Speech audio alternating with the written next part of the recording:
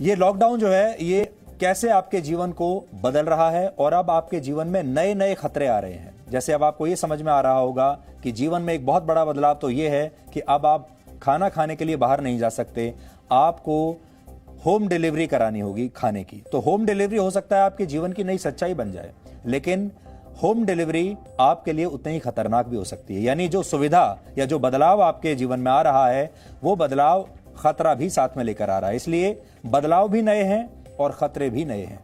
Lockdown के दौरान भारत समेत दुनिया भर में करोड़ों लोग एक दूसरे से जुड़े रहने के लिए अब वीडियो कॉलिंग एप्स का इस्तेमाल कर रहे हैं और इन एप्स में जूम ऐप सबसे ज्यादा पसंद किया जा रहा है।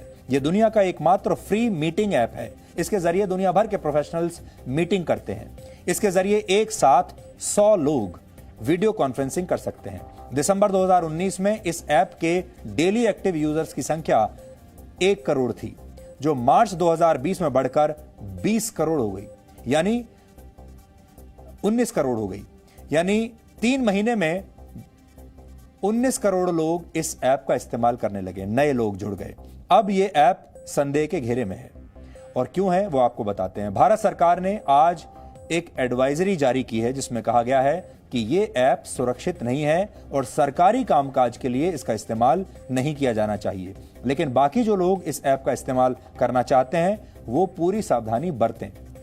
होम मिनिस्ट्री ने इस पर दिशा निर्देश जारी किए हैं। इसके लिए ऐप की सेटिंग्स में जो बदलाव करने के लिए कहा गया है वो आपको जानना चाहिए। हो सकता है आप में से बहुत सारे लोग इसी ऐप का इस्तेमाल करते होंगे अपनी मीटिंग्स के लिए।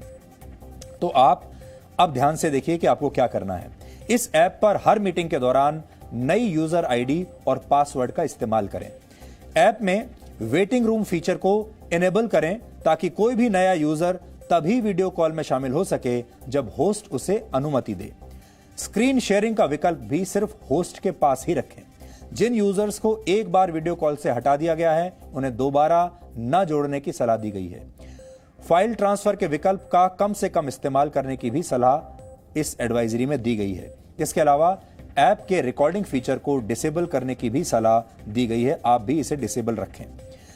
जूम ऐप को लेकर यह दिशा निर्देश तब आए हैं जब इसी ऐप के जरिए कुछ दिन पहले भारत के रक्षा मंत्री राजनाथ सिंह ने 1 अप्रैल को chief of defence staff general Bipin Rawat के अलावा आर्मी, नेवी और एयरफोर्स चीफ के साथ वीडियो कॉन्फ्रेंसिंग के जरिए मीटिंग की थी।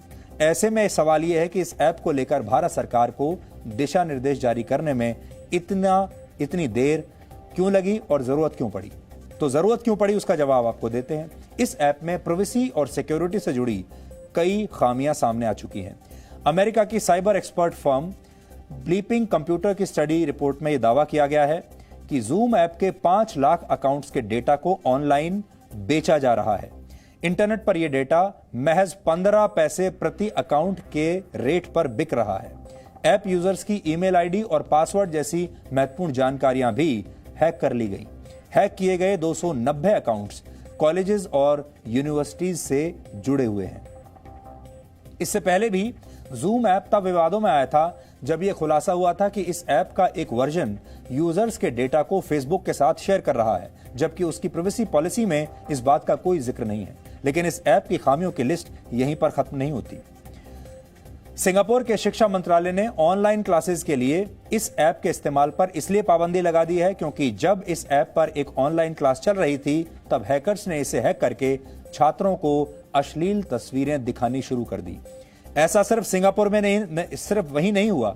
अमेरिका के फेडरल ब्यूरो ऑफ इन्वेस्टिगेशन यानी FBI ने भी 30 मार्च को आगाह किया था कि मीटिंग्स के लिए इस ऐप का इस्तेमाल करने से बचें क्योंकि हैकर्स ने इसके जरिए कई अश्लील मैसेजेस और वीडियो प्रसारित किए हैं।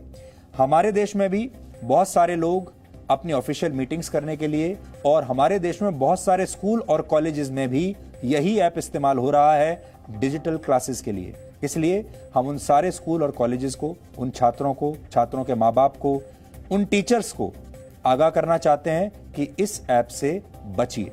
हालांकि इन कमियों के सामने आने के बावजूद दुनिया में करोड़ों लोग अब भी इसी ऐप का इस्तेमाल कर रहे हैं, लेकिन कई देशों और संस्थानों ने इस पर पाबंदियां भी लगाई हैं। अमेरिकी अंतरिक्ष एजेंसी नासा और स्पेसएक्स जैसी कंपनियों के बाद गूगल ने भी अपने कर्मचारियों को अपना ऐप जूम इस्तेमाल करने से मना कर दिया है ऑस्ट्रेलिया और ब्रिटेन की सेनाओं ने इस ऐप का इस्तेमाल बैन कर दिया है। जर्मनी, कनाडा और ताइवान जैसे देशों में सरकारी कर्मचारी इस ऐप का इस्तेमाल अब नहीं कर सकते। सिंगापुर के अलावा भी कई देशों ने ऑनलाइन क्लासेस के लिए जूम ऐप को बंद कर दिया है। तो अब सवाल यह है कि जिस ऐप ने डाउनलोडिंग के मामले में व्हाट्सएप, इंस्टाग्राम और टिकटॉक जैसे ऐप्स को भी पीछे छोड़ दिया हो, उसे हैक करना इतना आसान कैसे है? दरअसल इस ऐप के video calls end to end encrypted नहीं होते।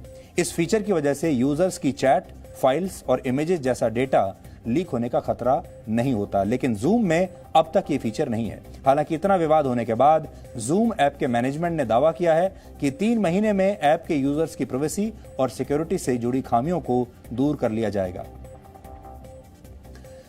यहां आपको इस ऐप से जुड़ी एक और जरूरी बात समझनी चाहिए। लॉकडाउन की वजह से दुनिया के करीब 400 करोड़ लोग इस समय अपने घरों में कैद हैं और ऐसे में इस तरह के ऐप्स का सबसे ज्यादा इस्तेमाल हो रहा है। और इस लॉकडाउन के बावजूद जिन कंपनियों ने सबसे ज्यादा मुनाफा कमाया है, उनमें जूम भी शामिल है।